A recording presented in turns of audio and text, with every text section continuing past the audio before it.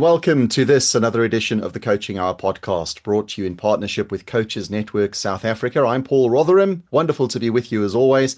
Well, I say as always. For our last session, I was in Cape Town and Mareka was flying solo. Mareka is here today, and Mary, unfortunately, isn't. Shame. We're sending our thoughts to Mary because she's going in for general anesthetic. And I know that that's always somewhat of a concern, especially as we all age. Going in to be operated on is never nice. So we are thinking of you today, Mary. We hope it goes well. And hopefully by the time you get to see this, you will be out of hospital and feeling much better. So Mary not with us today, but she's very much with us in our thoughts. Mareka, all good your side? Yes, very well. Thank you. Lovely. Today we have a guest whom we last saw in the flesh when we had our studios at Emperor's Palace. Now that goes back a few years. Who are we chatting with today? Yes, Paul, we have Kevin Britz with us again today. Very privileged, and we're going to talk about a very interesting topic which I know nothing about. But to introduce Kevin, he's a master NLP certified coach, change practitioner, neuroscience for Business Assessor, author of The Future of Work is Human. So I love that. So thank you so much for joining us today, Kevin. Yeah, thank you, guys. It's really awesome to be back, and I'm really glad that we could chat about this. And yeah, it's exciting to be here. Thank you so much. Yes, we're talking about something that you mentioned is contagious identity. So before we get into that, just briefly tell everyone that's watching and listening who is Kevin, what you're up to, and how did you get into this space? So yeah, for me, it's, I started my business 11 years ago, and it's changed over the years, and it started out as a voice. I'm sure you guys might know the voice of Steve. So Steve. I'm the voice of Steve, and Steve was very successful in radio, and it came to abrupt halt, and I moved from that into my coach saying, well, why don't you teach people what you know? And that sort of elevated into a business. And as it sort of went through the years, in the last 11 years, I've managed to, just get to working with leaders, and it's grown from strength to strength. And today, we really work with leaders in environments to scale business performance and to look at who they are, who they're becoming, and how to shift identity. And there's various ways that we tap into doing that.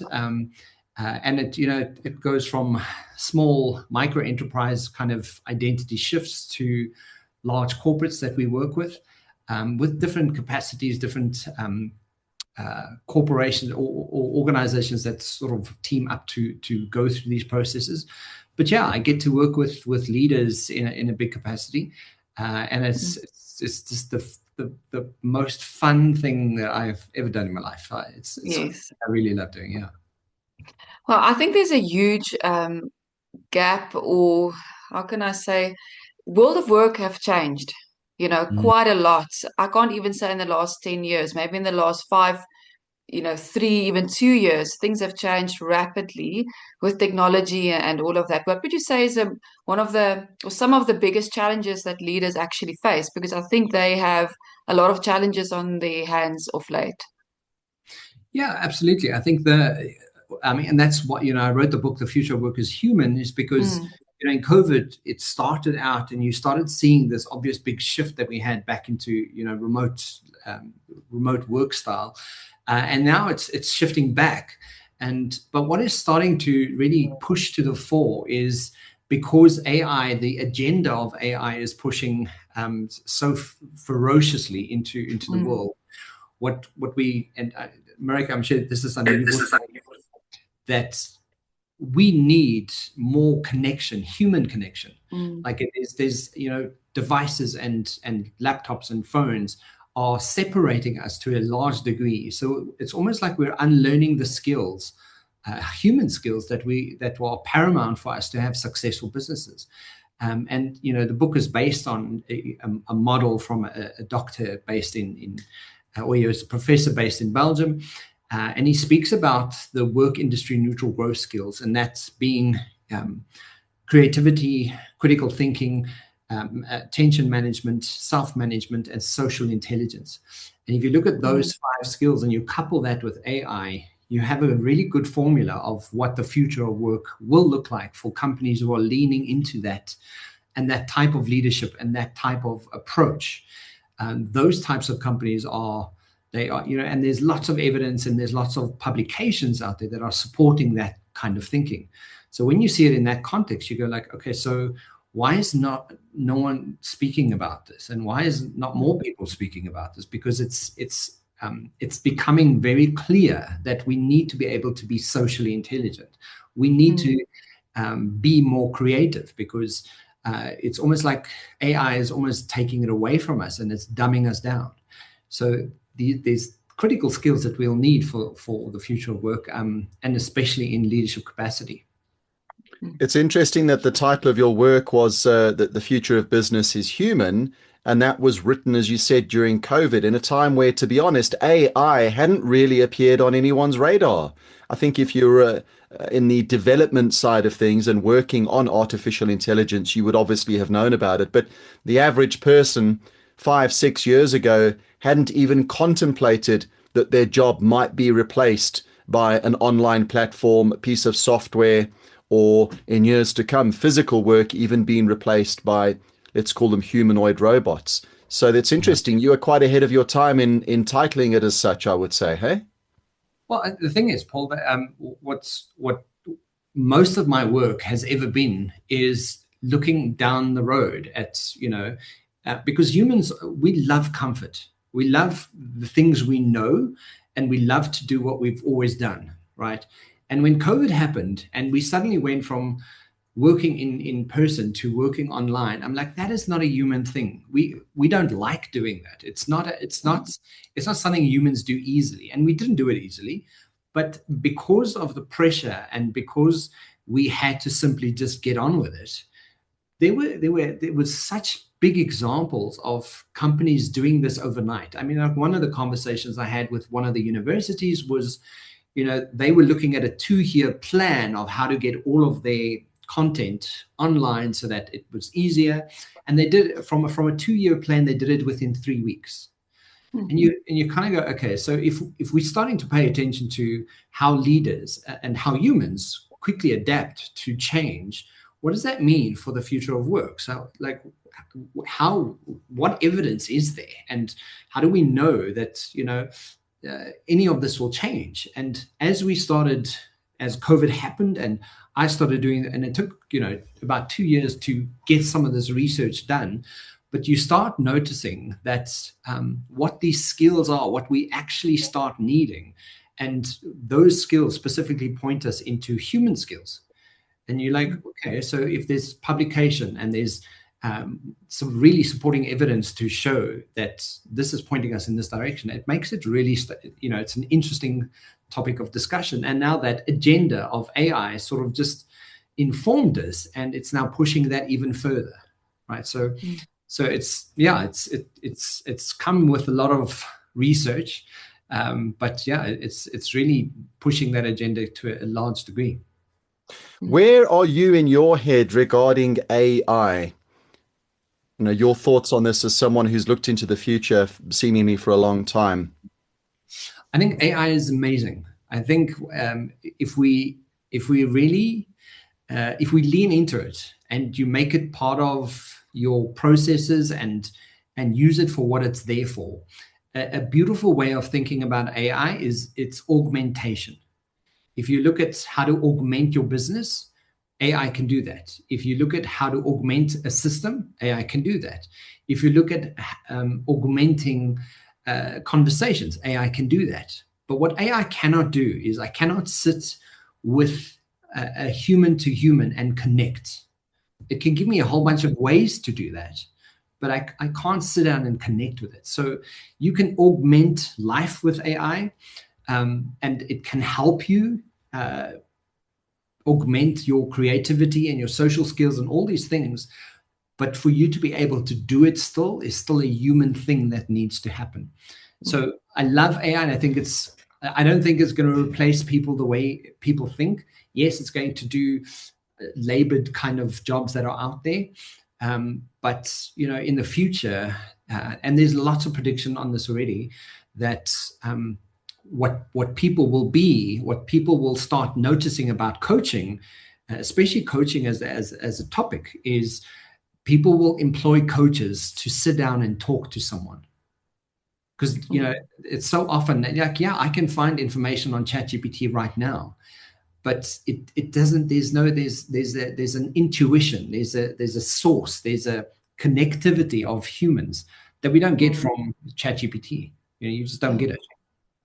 Interesting story, sorry, that I want to share. One of my clients uses ChatGPT quite a lot in terms of his personal problems and so on. And he told me that this one evening, specifically middle of the night, he had very dark thoughts and really struggling emotionally, etc. And AI actually told him that, listen, I cannot help you further. You need human connection. It actually told him and instructed him to call someone, wake up your mom. You have to talk to a human person. So that's very true. It cannot replace that human connection. Luckily, that ChatGPT recognizes that and actually instructed him in the right, direction. But before we get too off topic, contagious identity. Tell me about that. Where does that term comes from? Is it something that you've developed, and what does that look like? So, as in the last 11 years, because I've worked with people to the degree that I have, and I've really noticed when people do the work, I started noticing that there was something about people who were doing the work for themselves and people who weren't. There was a clear differentiator, and I was like, this is quite interesting. When people, and Marek, I'm sure you've from a coaching perspective, you've also experienced this when someone really does the work and they challenge themselves and they challenge their thinking and they challenge their belief systems, and especially limiting belief systems, they start evolving into something new, like a whole new identity. 100%. And very often you'll find you start off at a coaching capacity and you say, okay, cool. So this is what we're going to start with. And like, where do you want to go at the end of this? And people have goals and they have an idea of where they're going. And 6 months later, you look back and you go, well, this is where we started. And it's evolved into something that we didn't even imagine. And very often, this is what I've experienced. And so for me, it's not something I created. It's something I discovered. And I think everyone has this contagious identity and, like an internal grounded sense of self that naturally shapes what we think, how we decide, what we lead from. And it's an internal force of that we get up and there's this purpose behind it. There's flow. Some people would refer to it as godliness or the universe. And it really lends itself to what is the absolute expression of you at your fullest. And when you are tapped in and turned on, and you feel that what you're doing is a calling, is really touching people in a way that you didn't know you could do, a month ago. Suddenly, that entire identity that we have for ourselves becomes really contagious. And people, you meet those people, and you go, "There's something about that person that is just so wow." I don't know what it is. It's just they feel so okay with themselves, and they feel so grounded and so full and so clear, and with they impact with clarity. And that is what the contagious, this is what I'm calling it, is it's contagious. I love that. Yes, because it inspires others, to find their identity. But a question, do you find that these days people are struggling more and more to know their purpose, have that meaningfulness? What's your experience with the people that you deal with often? Absolutely. I think because the world has dictated, I mean, we know this, from textbooks, from, the 1950s and 60s and 70s, that how business and what leadership looked like was very, dictated. And if we look at leadership in the world today, it's terrible. We have terrible leaders in the world, So, but having those terrible leaders in the world and the people leading countries, what I've also noticed is there's a very big question that people are going, well, that's so-called leadership. That's not the kind of leader I want to be, right? So they've really gone from looking at an outward approach to what leadership looks like, and versus looking at who I am. Who am I in the world? And this is why, for me, the process of identity and understanding and engineering your identity is so important, because very often we have lived experiences that speak to something or a past life moment that's happened to me. And I take that life moment and I say, well, this is who I am. So my lived identity that I identify with is something in the past. Where if you look at engineering identity, you say, well, it's like, okay, well, we have all of that, and thanks for the knowledge, but is that who you would like to become? Is that enhancing your business? Is that future pacing who you could become? What does that mean for your family, for your legacy, and then it really starts asking those questions. It's like, what do you value, and who are you becoming? And if you were to become this person that you would like to become, how do you behave? How do you speak? How do you what do you get up in the day with? What does your social media look like? What are you keeping yourself busy with? Who are your friends? And suddenly all of those kinds of questions, people start looking, and it's like, there is something about that I actually want to start shifting. And the more you really look at those conversations and those questions, the more you start realizing that a lot of people don't know what their purpose is. And I look at from a corporate CEO down to a call center agent. We measure it according to external references very often, but until you sit down with yourself and you look at, well, what is it for me? What is my belief? What is the identity I choose to become and hold and live ferociously with? Suddenly, you don't have an external experience, you have an internal experience. And then you're like, oh, okay, how does that lead to my purpose? And if this was my purpose, how would I then behave? Who would I then become? And so it starts aligning with who you are. And that's what I'm noticing with leaders is there's a definitive question. And don't get me wrong, when I say this is a conversation that, I get to work in this space. And very often I work in this space and nobody wants to do it. Like people have been created like, okay, we're doing this program and now this program is designed, and people are like, oh, I'm going to talk about values. We're going to talk about, what's your purpose? But 8 months later, there's people, many who do the work, transform, and they suddenly go from manager to the head of a department, just purely by applying themselves and applying how they show up, who they're becoming, who they would like to become, and really giving them ways and tools and means to do this.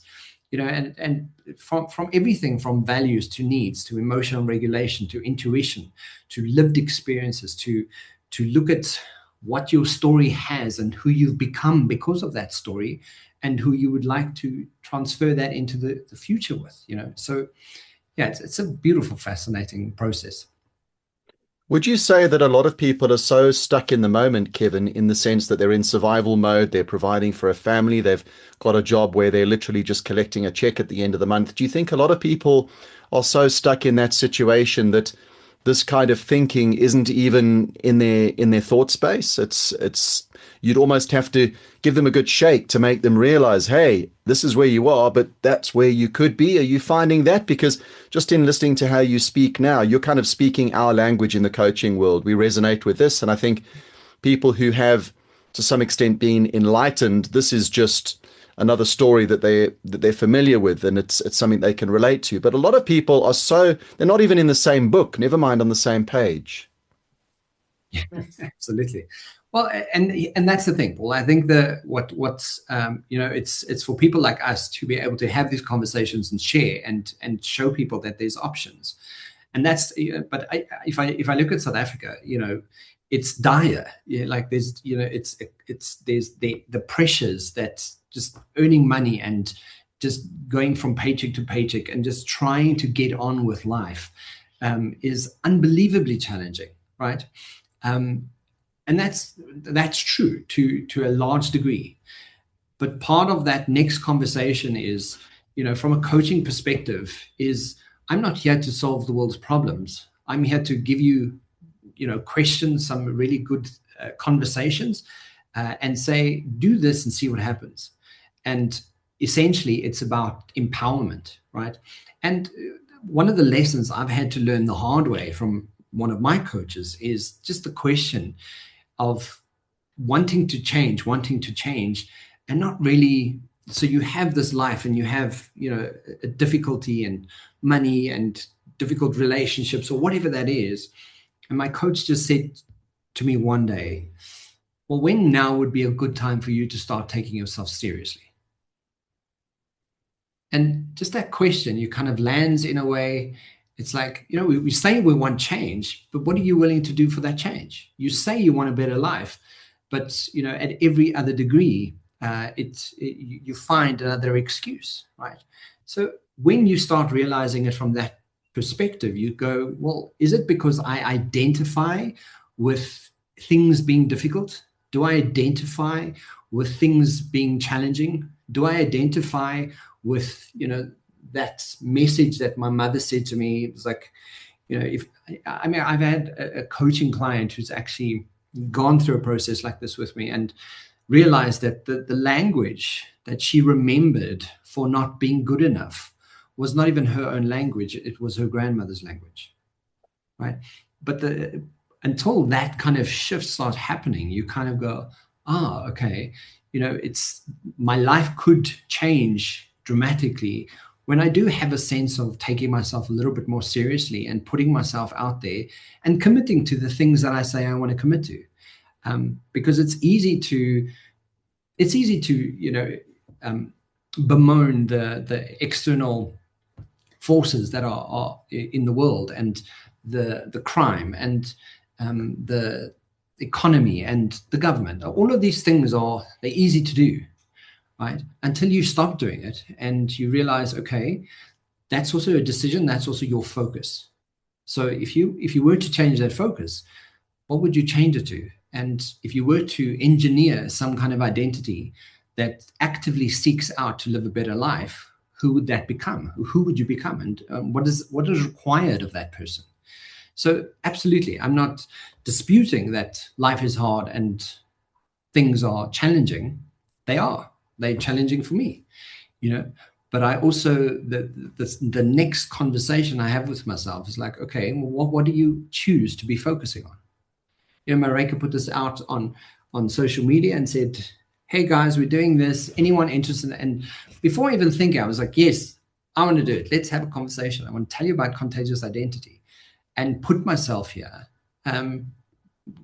without having to think, yeah, but now I've got to prep for this. And like before I could speak myself out of it, I just put my hand up and started doing it. And I think we need more of that. We need more of people to do less of the focused on what could go wrong, but rather put your hand up and see what could go right. And I think that's a slight differentiator, but it's also it's a decision. We have choices to make in life, and it's either this or that. Which one do you choose? And I think to recognize that ultimately, even when we make bad decisions, we are generally where we are based on the decisions that we've made. We're not where we are and I can't say this is true for everyone, but we're not where we are purely as a result of circumstance. At some point there was a decision that we made where we chose to turn left instead of right. And absolutely, you could get down the road and realize, oopsie, I made a mistake there. But I guess the lesson is learn from that. And the next time you're at that T-junction, make sure you do turn the right way. But yeah, you're right. I think a lot of people do blame everything else but themselves. Not that we are in any way suggesting that life isn't difficult, because I think it is. And not that we're chatting about AI. I think this is something that I would like to bring into more of our conversations about coaching in future. But if I look at our world in terms of what we're doing as a business at the moment, and I look at AI, we are now in very difficult times where in a matter of months, we've gone from not really having much competition to now having unlimited competition because of the advancements of AI, and that is a very real threat. It's not a, oh yeah, perhaps maybe it's happening now. And the answer to this conundrum, if you will, is going to be how we choose to embrace it, not how we choose to fight it, because we can't fight it. So we really need to look and say, okay, it's here, just like COVID was for those 18 months, 2 years. It's here. There's absolutely nothing we can do about it except what we're focusing on, our attitude. Those are the things that we do have some control of. So let's rather focus on that than the exterior, which we can't control. And to your point, Paul, what's important to note that as humans, we are designed to protect ourselves. We're designed, it's ingrained in our DNA. So the immediate, when you say AI is here, and you either face it or you're going to get lost by it. Part of what humans are designed is to protect ourselves. So we immediately can go into the fight, flight, fear kind of brain associated processing. But what's required of us living in 2026 is to kind of go, okay, I see that's, this is a big red flag for me. How do I step back and without getting, really bolstered by the emotional reaction that I generally would have because this is panic stations, how would I step back and kind of go, okay, take a breather, take a step, go have a walk and think, what could your next best step be in this moment? And I think a lot of the time people just revert back to panic and old ways and old identity rather than stopping and taking that pause, breathing through it. And I often just take a walk when I see something that I don't like or something that's not working out.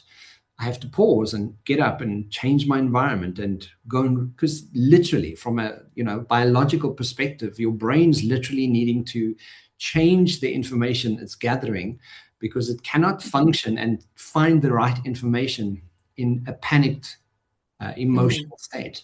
Your brain is accessing information differently. So when it down to just practicality, like instead of doing panic, like stop, change your moment, change the emotion, find a different state so that you can actively change what you'd like to identify with. And yes, that does take work. It's effort. True. I think that's the difficult part, is that it's effort. It's, if you want to change your life, you want to be better, etc., you have to do the work. I always go back to the analogy, of getting fit. I mean, I can't watch fitness videos on YouTube every day and think, oh, I'm getting fit, I'm losing weight. It's not realistic, so we can't watch all these. It's good, and I mean, it's great to watch these motivational podcasts and channels, etc., but you have to physically do the work.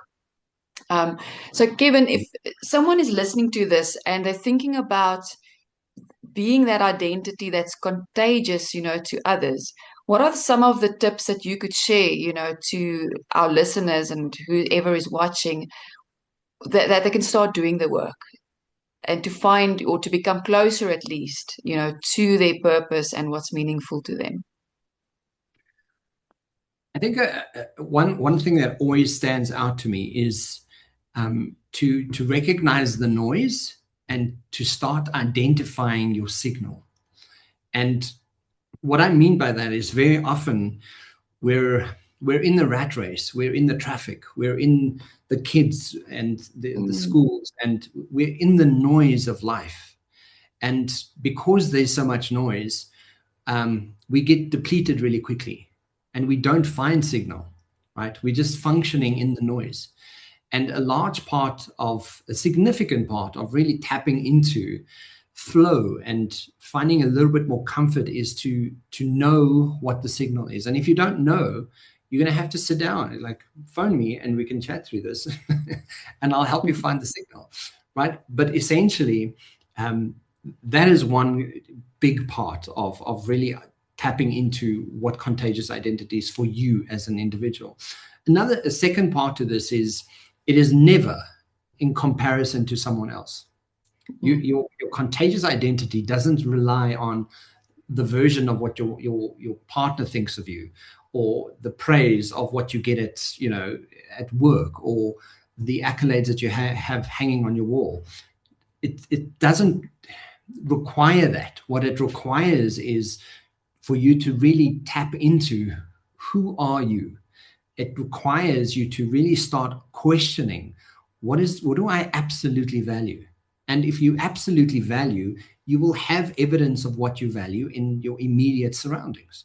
You'll know that when you pick up the phone and you speak into that person, your value, when you clear and clarify it on that value system, your value will tell you, I'm speaking to the wrong person. Like, I'm absolutely wasting time, right? That's when you start really clarifying. And the more you clarify values and what the belief systems you hold, what you decide purpose. And it's an interesting thing, because Simon Sinek actually says, who said that you've got to find your purpose? Why don't you just decide what your purpose is? And when you hear it from that context, you realize that very often we don't find purpose because we're in search of it somewhere, or somehow it's supposed to just land in my mind, and somehow I'm going to feel my way through life, and then I'm going to arrive at your purpose. But my question when people are doing that is, are you just using that as a beautiful excuse to just not choose what you would like to actively be part of? Because that also means you get to choose. You get to choose that this is the purpose you would like to put out into the world, and start feeling your way into that rather saying, oh, well, my purpose hasn't arrived because I really don't know, and it's never occurred to me. And those are also excuses, right? So there's many things. And I think, finding the signal is a really important. So quieting the noise and really starting to have the difficult conversations with self to kind of understand, well, what is it that is really important? And, people have children, people have situations, people have death. I'm just thinking of all the things that happen to life. And part of really finding that signal and quietening your mind and understanding, what is it for me? What is it for me that really gets me to do this and be available, right? What is required for you to start doing that? And that is really going to take effort. And you're going to have to put boundaries in place, right? There's going to be boundaries with your children, boundaries with your boss, boundaries with your partner, boundaries. And, instead of just running into the house and, doing the whole family thing, drive and stop outside the gate and sit there for 15 minutes and really understand, okay, what is my intentional purpose going to be when I walk into this house now? Right? Because we just usually go with the flow and do the thing we're doing because we reactively go through life. But when you start doing it with consciousness and intentionally, like, what am I about to do? What am I about to do in this meeting? What am I about to do in this conversation? What am I about to do when I phone this person? What is the intentional energy output that you would like to put into the space? When you start doing it from that perspective, you'll start. And, I always say to people, you don't have to believe me. Just test it. Just go ahead and test what I'm saying. And you'll find what it is for yourself. And when you do find it, you suddenly, you have this mind-blowing kind of realization, like, wow, I really didn't think that would ever happen. And you're like, well, that's because you're doing it for you. And when you have that evidence for yourself, that this is what you're tapping into, very little, gets it down. Because you feel what this identity could be for you. And the more you do it, the better it becomes. I currently have a client who's based in Dubai. And we've gone through a journey, and values was one of the things that he started understanding really well. And one of the top values that he holds is safety and security. And now he channels every single conversation through safety and security. But now he knows that if whatever he's doing is not in alignment with safety and security, he doesn't want to do it. But because he's now lived this way for, probably a year now, what he's noticing is every decision and every promotion and every conversation is channeled through safety and security. And suddenly he's like, this alignment feels so good because I'm looking after my safety and security. It's in full alignment of my identity. And the more I'm doing this, the more I'm channeling exactly where I'm going in my world. So it's a beautiful process. Yeah. Hmm. Does that answer? Yeah. Yes, it does. It does. Thank you. You have any We're all more quiet. questions, Marika? No, we're both looking at each other and seeing who's got a question. No, I think a last comment I want to make is something that I've actually noticed. I think it's very valuable what you're saying, because if you live out of alignment with your values, that's where you feel something is missing. I don't feel fulfilled. But the moment that you really know what's truly important to you and you live your life according to that, it feels purposeful, it feels meaningful. So even though you don't know what your bigger purpose might be, and it's not always, this big purpose, if you just live in alignment with your values, you're getting closer and closer to that. So yeah, thank you for highlighting that. Yeah, and I have a beautiful website that actually goes and takes you through a values process. It's called valuesblueprint.online. I'll share that with you guys as well. And what it does is, you get to choose. It takes you through a process of going, okay, so choose this, and then you've got to kind of work through, is it this or is it this? So you've got to choose, and eventually you get to your top 5, and you realize, okay, these are the things that I'm actively starting to choose. And then part of that process really gives you clarity on, well, how does this play out in your environments? How does this play out for your life? And that's what's beautiful about, as you say, when something feels off, starting with your values is a really good idea, because, and there's lots of tools, and I would recommend people go out there and look at all the tools that you can find. There's from disc profiling to values but then also get yourself a coach to kind of sit down and go, okay, these are the things. How do we make this into a formalized process for me to kind of use this in who I become and what the identity is I'm wanting to create? Because there's beautiful tools out there to support that. And also, I would also recommend that doing any of this, the assessments and tools that are out there, are not absolute decision makers for people. They're indicators of life. They indicate this is what you generally towards, or you move towards. And as you indicate and you find more clarity on what's my indicators look like, you'll start carving exactly what it is for you. And that's why I say this entire process is an internalized one. Looking to compare, how am I versus, how am I doing versus Paul? How am I, like, it just, there's no comparison. You are uniquely you. And what's required for this is to find your signal, to find what is it for you. And values is a good place to start. I think for me, a good summary from what I've heard you say and talk about today, Kevin, there's one word that comes to mind, and that is intentional. Be intentional. And I think very few of us, myself included, live a life in a way where we are intentional, certainly nowhere near as often as we could or should be. Generally, if you are intentional about the things you're doing, if you're really in the moment and thinking about it, a lot of what you've said today will naturally fall into alignment. It's when we get sideswept by life, where we're literally just going from day to day to collect a paycheck, where we're not really in the moment at all. And I think you see it, it's quite evident on our roads with how terribly people drive these days. And it used to be a certain sector of the population and people who were in taxis, and now it's extended to pretty much everyone, because everybody's just living in this bubble. Very little presence and certainly very little intention. We're racing to the next meeting, or thinking about that next conversation, or worrying about the next bill we have to pay. So everything that you've said today, to me, the word that resonates with everything that you've spoken about is intention, and be intentional.